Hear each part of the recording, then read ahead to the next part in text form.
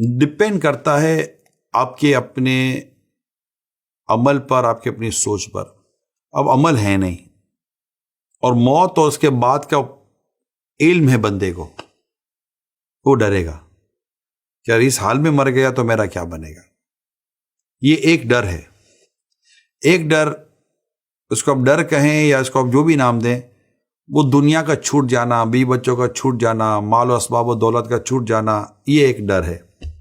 تو یہ الگ الگ چیزیں ہیں. ہاں، سیدنا بلال حبشی رضی اللہ تعالی عنہ کی سیرت کو دیکھتے ہیں تو جب ان کا آخری وقت تھا، اور جب ان کی گھر میں رونے کا سلسلہ تھا، تو آپ نے فرمایا کہ کیوں روتے ہو؟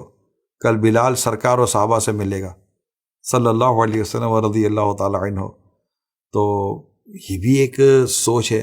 تو بعضوں کے لیے یہ سوچ ڈرنے والی ہے، بعضوں کے لیے سوچ یہ ہے کہ جان تو جاتے ہی جائے گی، قیامت یہ ہے. جان تو جاتے ہی جائے گی، قیامت یہ ہے. یہاں تو مرنے پہ ٹھہرا ہے نظارہ تیرا. یہ قبر میں سرکار آئیں تو میں قدموں میں گروں، گر فرشتے بھی اٹھائیں تو میں ان سے یوں کہوں، اب تو پائے ناز سے میں اے فرشتوں کیوں اٹھوں، مر کے پہنچا ہوں یہاں اس دل ربا کے واسطے. تو یہ اب یہ الگ الگ کیفیتیں ہیں. اس لیے میں اس کے گفتگو کے اینڈ میں یہ کہوں گا کہ اللہ پاک سے یہ دعا کرنی چاہیے، یا اللہ مجھے تیری ملاقات کا شوق عطا فرما. کمال کی دعا یہ، یا اللہ مجھے تیری ملاقات کا شوق عطا فرما. باقاعدہ اس موضوع پر پوری حدیث موجود ہے، جس کا میں آپ کو مضمون شیئر کروں کہ نبی پاک صلی اللہ علیہ وسلم نے کچھ یوں فرمایا ہے کہ جس بندہ جب رب سے ملاقات کو پسند کرتا ہے تو اللہ پاک بھی اس کی ملاقات کو پسند فرماتا ہے.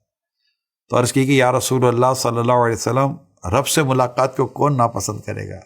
ارشاد فرمایا اعتبار موت کے وقت کا ہے، آخری وقت جو دنیا سے رخصت ہونے کا ہے، اس وقت کی بات ہے کہ تم اپنے رب سے ملنے کو پسند کرتے ہو کہ پسند نہیں کرتے.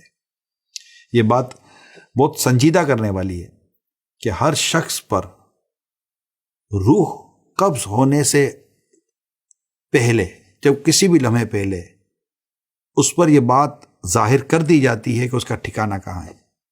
اب آپ بتائیے کہ جس نے اپنا ٹھکانہ جہنم میں دیکھ لیا ہو، وہ مرنا کیسے پسند کرے گا؟ اللہ پاک ہمارے حال پر رحم فرمائے. اور جس نے جنت پر اپنا ٹھکانہ دیکھ لیا ہو، وہ جینے کو کیسے پسند کرے گا؟ میں جلدی مروں اور اپنی اس اللہ پاک نے جو میرے لیے نعمتیں تیار کی ہیں اس کو پانے میں کامیاب ہو جاؤں. تو زندگی کا گزرنا اس پر بڑا ڈیپینڈ کرتا ہے. میں ایک کتاب میں پڑھا تھا، جس طرح زندگی کا انداز سیم نہیں ہے نا، اس طرح موت کا انداز بھی سیم نہیں ہے. جس طرح موت کا انداز سیم نہیں ہے نا، اس طرح قبر کا معاملہ بھی سیم نہیں ہے. جس طرح قبر کا معاملہ سیم نہیں ہے، اس طرح قیامت کے دن اٹھنے کا معاملہ بھی سیم نہیں ہے. اور جس طرح قیامت کے دن اٹھنے کا معاملہ سیم نہیں ہے نا، کہ کوئی کہاں ہوگا، کوئی کہاں ہوگا، کوئی کس حال میں ہوگا، اس طرح فیصلہ بھی ہے کہ نہیں ہے، کس کے لیے کیا فیصلہ ہوگا، کس کے لیے کیا فیصلہ ہوگا. تو وہ حدیث پاک آپ کو یاد دلا دو، دنیا آخرت کی کھیتی ہے. ہم جیسا دنیا میں بیج بوئیں گے ویسا ہی آخرت میں کاٹیں گے. میں آپ سے ایک اور بات شیئر کروں. ابھی میں یورپ کے اور یو کے سفر سے جب میں واپس آ رہا تھا تو میرے ساتھ ایک اسلامی بھائی تھے. تو وہاں پر ہم بورڈنگ وغیرہ کرانے کے بعد جب آپ جہاز کی طرف جاتے ہیں، کرافٹ کی طرف، تو ڈیفینیٹ آپ کو بہت کچھ نکالنا پڑتا ہے سامان. ہمارے ایک اسلامی بھائی کا بیگ کچھ 6 مرتبہ اسکیننگ سے گزرا. یعنی وہ کڑے بیگ سے گزرے، پھر وہ کہیں اگین، پھر گزرے، پھر کیا اگین. اب اس میں تو چھوٹی چھوٹی اتر کی کچھ نہ کچھ بوتلیں نکلا کرتی تھی. آخری کو چھٹے سفر کے اندر جب چھٹا وزٹ ہوا اس بیگ کا، تو کہیں کونے میں کھانچے میں کوئی اتنی سی اتر کی شیشی پھر نکلی. تو لیکوڈ تھا، تو لیکوڈ کے لیے ڈیفینیٹلی کوئی رول بنے ہوئے ہیں.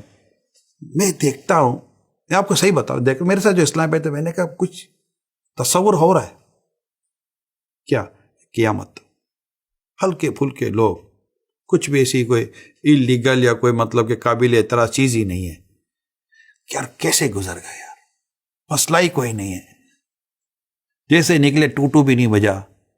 آگے جو کھڑے ہیں کہ ویلکم، وہ جو نہیں، وہ روایت کے پل سرا سے ہلکے پھلکے لوگ آسانی سے گزر جائیں گے. کمال کمال. اچھا یہاں تو چلو بندہ کچھ بھی کرا کر نکل بھی جاتا ہے، کسی کو نظر آیا کسی کو نظر نہیں آیا، رائٹ. جو پکڑے جاتے ہیں نا، پتہ نہیں کتنے تو نکل جاتے ہوں گے، ان میں سے بھی کچھ پکڑے جاتے ہوں گے. قیامت کے دن کیسے نکلیں گے؟ اللہ پاک کی اگر رحمت شامل نہ ہوئی تو. نامہ اعمال کے بارے میں کیا کہتے ہیں آپ؟ ایسی کون سی چیزیں نامہ اعمال میں ہمارے جو غلط نہ ہو بتائیے. کتنے گناہ نامہ اعمال میں بھرے ہوئے اور کتنے سوالات کے جوابات تو بھر ہی نہیں سکتے نا. اس تو غور کیجیے، نبی پاک صلی اللہ علیہ وسلم کی حدیث میں آپ کے سامنے شیئر کر رہا ہوں. حضرت عائشہ صدیقہ رضی اللہ تعالی عنہا سے یہ روایتیں ملتی ہیں کہ بے حساب، مطلب کہ یہ دعا کرو کہ پوچھ گچھ نہ ہو، کہ جس سے پوچھ گچھ ہوئی نا وہ پھنس جائے گا، وہ ہلاک ہو گیا. میں جب میرے سوتے کے ساتھ بیٹھتا ہوں نا، ایک دفعہ ہم لوگ کھانے کے لیے بیٹھے ہوئے تھے، کھانے کے بھی کیا بیٹھے تھے اور بس بیٹھے تھے، اوپن ایئر تھا اور کچھ چائے وغیرہ رکھی ہوئی تھی، تو کچھ ہلکی پھلکی چیزیں، ہوا چلی نا اور کر کے، ہوا چلی تو کچھ چیزیں اڑی. جیسی چیزیں اڑی نا، مجھے امیر صلی اللہ نے فرمایا عمران کچھ یاد آیا. میں بھی نہیں میں بات کہتے کہ یاد اچھے تو عمران کو یاد آیا. الحمدللہ مجھے اندازہ تھا کہ امیر صلی اللہ کیا فرمانا چاہتے ہیں، لیکن یہ بھی ایک حیا کا ٹاپک ہے کہ آپ نہ بولیں. جی حضور کیا؟ تو آپ نے فرمایا قیامت، ہوائیں چلیں گی اور پہاڑ دھونی اون کی طرح اڑیں گے. بہت خوبصورت تصور تھا. اس میں ہمارے لیے بہتر ہے.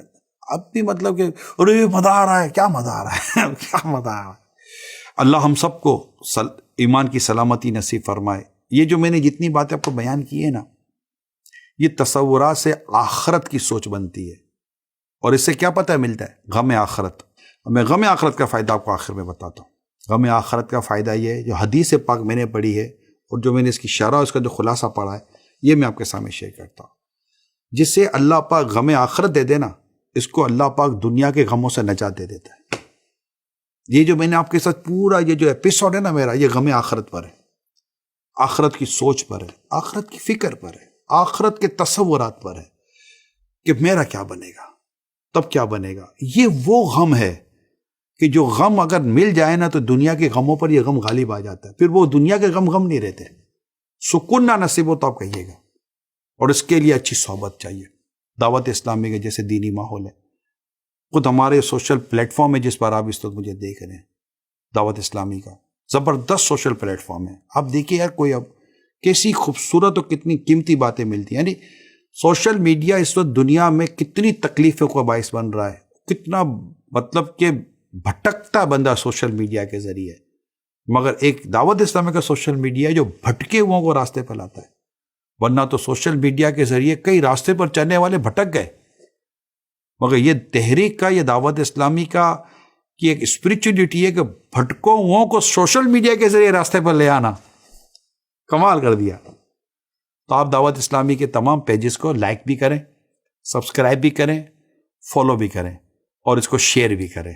صلو علی الحبیب صلی اللہ علیہ محمد.